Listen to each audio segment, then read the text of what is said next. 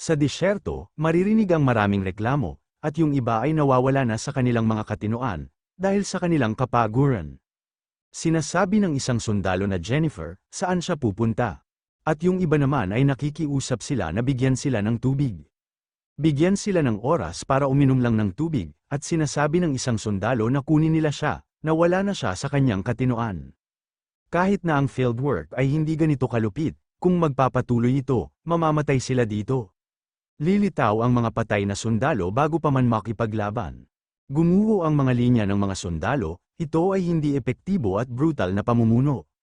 May problema ba sa kakayahang mag-isip ni Commander Jude? Sinasabi ng isang sundalo na Commander Jude, hinahangaan siya ng lahat ng Knight bilang isang taong talagang pinahahalagahan ng Panginoon. Pero marami pang oras ang natitira bago magdesisyon si Mr. Lowell. Bakit niya ito pinipilit? Sinasabi ni Jude na nangako siya. Mabilis, utos ng Panginoon, sa isip-isip ng mga sundalo na isang pangako. Ay isang labanan para sa buhay at kamatayan ang tamang lugar upang matupad ang isang pangako. Ibang level siya, kaya ito ang dignidad ng isang taong nagsilbi sa isang dakilang bayani mula sa malapitang distansya. May nagsasalita at sinasabi nito na isang apoy, at napapatanong ito kung ano ang nangyayari. Ang disyerto ay nasusunog, sinasabi ng isang sundalo na sarado na ang daan papuntang Pat Ryan. At napapatanong ito kung ano ang dapat nilang gawin, Commander Jude. May nagsasalita at sinasabi nito na may oasis sa likod ng flames. Isa ba itong ilusyon ni Earl Asher? Hindi niya akalain na makikita niya ito. Kamangha-mangha, hindi biro ang kakayahan ni Commander Jude na mag-analyze ng mga bagay-bagay. Sinasabi ni Jude na tubig ng apoy, mabuti ang tubig. Inumin, Jude, uminom siya, sa mga nagtataka, kung bakit ganung magsalita si Jude, dahil wala po siyang intelligence. Sinasabi ng system na si Jude ay walang idea, sa isip-isip ng isang sundalo na isang kakayahang makakita sa pamamagitan ng mga ilusyon at makahanap ng lugar para makapagpahinga silang mga sundalo. At sa isip-isip ng isang sundalo na ibang level siya sa kanila. Sinasabi ng system na ang iyong mga nasasakupan ay may 100% na tiwala sa iyo. Nakakuha ka ng bagong titulo, Trusted Commander, ang health at depensa ng mga sundalong pinamumunuan mo ay tumaas ng husto. Ang rate kung saan ang kanilang stamina na naubos ay nabawasan. Sinasabi ni Tobin na gaya ng inaasahan sa night ni Mr. Greed. As expected kay Sir Asmaphel, hindi niya pinansin ang lahat at sumugod na lang, hindi niya maisip kung ano ang iniisip niya. Pinag-advance niya ng mabilis ang mga sundalo para itulak ang aggro range ng giant worm para pigilan itong lumitaw. Pinrotektahan niya ang likuran at nakaisip pa nga ng pahingahang lugar para makarecover ang mga sundalo. Si Asmaphel talaga, walang duda na iniwan ni Lowell sa kanya ito. Sinasabi ni Vantner na mayroon siyang magandang pakiramdam tungkol sa digmaang ito. Lipad tayo sa Pat Ryan, may nag-uulat at sinasabi nito na ang trap na nasa direksyon ng Redan ay napatay, at ang bilang ng mga adventurer sa mga lansangan ay kitang-kitang nabawasan. Isang mabangis na katahimikan ang kumakalat sa fortress. Simula nung pinatay ni Greed si Prince Ren at naging kalaban ng Etnal, alam niya na balang araw ay pupuntahan niya ang North o ang kastilyo ng hari. Nagsimula na ba ang kanyang pananakop, Greed? Sa huling pagkakataon, napabayan niya ang kanyang guard at nauwi sa pagkatalo sa isang estranghero, ngunit sa pagkakataong ito ay handa na siya. Sa oras na ito, hindi na siya magpapatalo, ang lakas ng isang salamangkero na nahuhumaling sa tubig ay higit na napakalaki kaysa sa naiisip. Ang tanging variable lang ay si Blan, na kasalukuyang hostage. Matapos mawala ang panganay niyang anak at asawa niya, siya na lang ang natitira niyang anak. At napapatanong ito kung hindi niya ba siya papansinin? Bilang isang tapat na subordinate ng royal family ng Etnal, hindi niya maaaring unahin ang kanyang dugo kaysa sa bansa. Ang pagprotekta sa kaharian sa kanyang pinakamamahal na anak ay ang tadhana ng isang tagapag-alaga. Humihingi ng paumanhin sa kanyang anak na si Blan. At sinasabi nito na pagkatapos niyang sirain ang Redan, magpapakamatay din siya para sundan siya. Dahil sa mga pangyayari, yun lang ang magagawa ng kabiguan niya, ang nag-iisang ama nito.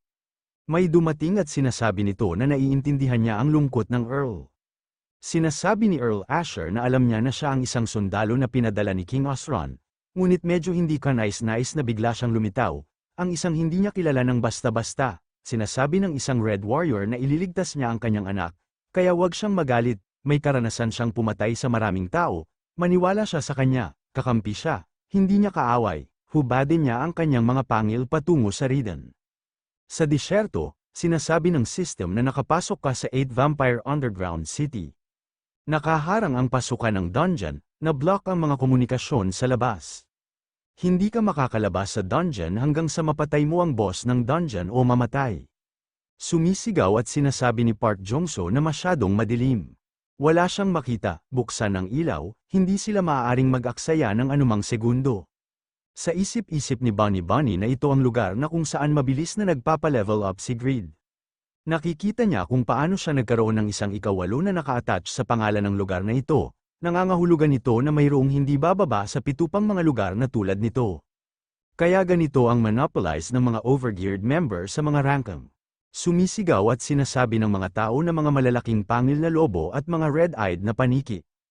At napapatanong sila kung bakit ang dami ng level 270 monsters. Mamamatay silang lahat, sinasabi ni Bunny na mga viewers na walang like mag-like naman kayo. At sinasabi nito na malaking bilang ng high-level monsters ang lumalapit. Mamamatay ba sila ng ganito? Baka hindi nila maipakita sa kanila ang mga sikreto ng leveling ni Greed. Sa isip-isip ni Greed na ang latency ng Diamond Capsule ay mahusay. Nasa pinakamagandang kalagayan siya. Umatake na si Greed at ginamit nito ang pag-Muzz Sword Dance. Transcend, gulat at sinasabi ni Harry Potter na siya ay hindi kapani-paniwalang malakas. Naging abo ang lahat ng level 200 monsters na yun. Sinasabi ni Greed na malaya siyang mag-film hanggat gusto niya, ngunit kung magpapatuloy siya o gumala ng mag-isa, alamin niyang hindi niya siya ililigtas. Humingi naman ng paumanhin ang lalaki kay Greed. Sinasabi ni Bunny na parang mga vampire familiar ang mga halimaw na kalalabas lang. Ganito ba siya hanggang sa makaharap niya ang boss? Napapatanong si Greed kung ano ang pinagsasabi niya. Ang lugar na ito ay para sa vampire hunting, sundan niya lang siya. Sinasabi ng mga streamer na ang hunting hordes ng mga vampira. Kadalasan, iniiwasan ng mga tao na makipaglaban sa kanila dahil sa sobrang lakas nila. Everyone, ngayon ay makikita nila kung paano matalo ng isang manlalaro ang 3 hanggang 4 na vampira. Lumabas na ang mga vampira at may sumisigaw at sinasabi nito na patayin ang mga intruder. Sinasabi ng mga streamer na hahabulin niya lahat ng vampirang ito. Hindi, bago yun, at napapatanong ito kung paano naging ganito kadami ang mga vampira. Kung marami ito, ang tanging pagpipilian ay magdahan-dahan. Umatake na si Greed at ginamit nito ang linked kill wave. At sumisigaw at sinasabi nito na hoy, nandito na ang Ice Cream Man. Gising na, sinasabi ni Bunny na isang AoE attack. Kung gigisingin niya silang lahat, mamamatay silang lahat. Isang lihim na nakakagulat na ang pagtitiklop ay hindi isang opsyon. Ito ay isang kaganapan na karapat-dapat na ilihis ang mga mata ng lahat mula sa simula ng digmaan. At, sa likod ng paputok, battlefield sa harap ng fortress ng Pat Ryan.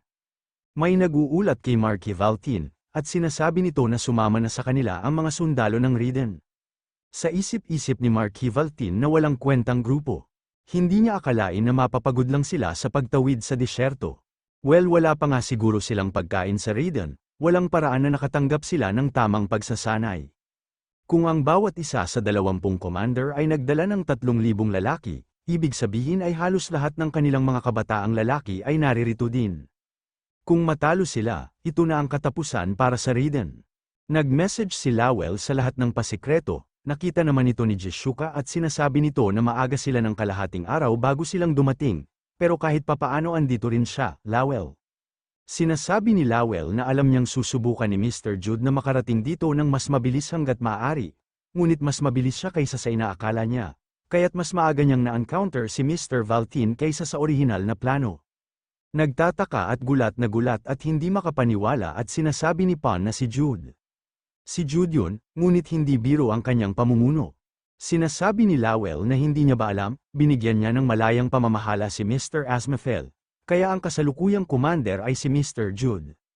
Napapamura at napapatanong si Ibellen kung bakit siya naglalaro ng isang mapanganib na baraha sa isang battlefield na nagpapasya sa kinabukasan ng Riden. Sinasabi ni Lowell na kung ito ay nangunguna lamang sa pag-advance ng sundalo, hindi ito mahirap kahit sa isang tulad ni Mr. Jude. Ibellen, ang tanga mo, kung ang mga miyembro ng Overgeared ang nasa unahan, Mag-iingat si Valtin sa kanila. Sa isip-isip ni Marquis Valtin na wala man lang silang pasasalamat, sa kabila ng katotohanang na pinahiram niya sila ng 10,000 hukbo. Kahit na halos kasing laki na siya ng ogre, walang panginginig sa kanyang mga mata. Kaya hindi isang maling pahayag na siya ay ang Ethnol's great hero. Ang pinag-uusapan na hero, ay ikaw, Greed, may naglalabasan ng mga kidlat, at may sumisigaw at sinasabi nito na maingay ang labas ng fortress. Lahat ng maliliit na fries ay nagtitipon na, ito pala si Earl Asher at sinasabi nito na inaasahan niya ang rebellion ng Riden. Pero hindi niya akalain na sasali si Valtin sa kanila. Naging tanga ba siya sa pag-asa na magkakaroon siya ng kaunting karangalan? Sinasabi ni Marquis Valtin na pareho pa rin siya ng dati, Asher. Kapag namatay siya, itikom pa rin niya ang bibig niya, kaya magsalita siya hanggat gusto niya. Sa isip-isip ni Marquis Valtin na kailangan niya lang gamitin ang lalaking iyon, na si Greed, bilang isang shield. Pagkatapos ay komportable siyang maglalakad papunta sa kastilyo at kontrolin ito.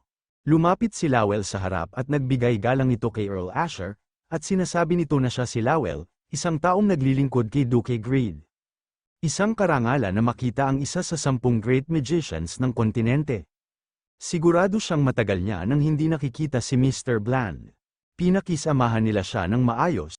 Napakagat na lang ng ngipin si Earl Asher nung nakita niya ang kanyang anak. Na ang nagpapatay kay Prince Ren, hindi si Duke Greed, kundi si King Osron. Sinisi niya si Duke Greed sa krimen na kanyang ginawa. Para patunayan ang katotohanan na ito, dinala niya si Mr. Bland dito. Wala naman nasabi dito si Earl Asher kundi murahin sila. Sumisigaw at sinasabi ni Lowell na sa halip na sundin ng isang royal family na naligaw ng landas, sumama siya sa panig ni Duke Greed, Earl Asher. Titiyakin ni Duke Greed na magbabayad ang royal family sa pagtataksil sa iyo sa pamamagitan ng pagtiyak sa kanilang pagbagsak. Masisiguro nila na mas mataas ang prestihiyo at kapangyarihan. Hindi pa tapos magsalita si Lowell at biglang na lang itong napahinto. Meron na palang nakatusok na isang dagger sa kanyang dibdib. Napasukan na lang ito ng dugo, at sa isip-isip nito na ang kanyang katawan ay na-poison. At napapatanong na lang ito kung ano ang nangyayari. Sumisigaw at sinasabihan ni Bland ang mga sundalo sa likod na protektahan si Earl Lowell. May tumalon sa taas at sinasabi nito na mukhang hindi alam ng mga sundalong bansa na ito ang kanilang katayuan. Ang mga negosasyon ay mahalaga lamang kung may kapangyarihan sila. Ito pala ang Red Knight kanina na kausap ni Earl Asher, at napapatanong ito kung may digmaan ba na nananalo gamit ang bibiglang. Ito pala si Nautilus ng Saharan Empires ng Red Knights, isa sa 9th Knight at isang single-digit Knight.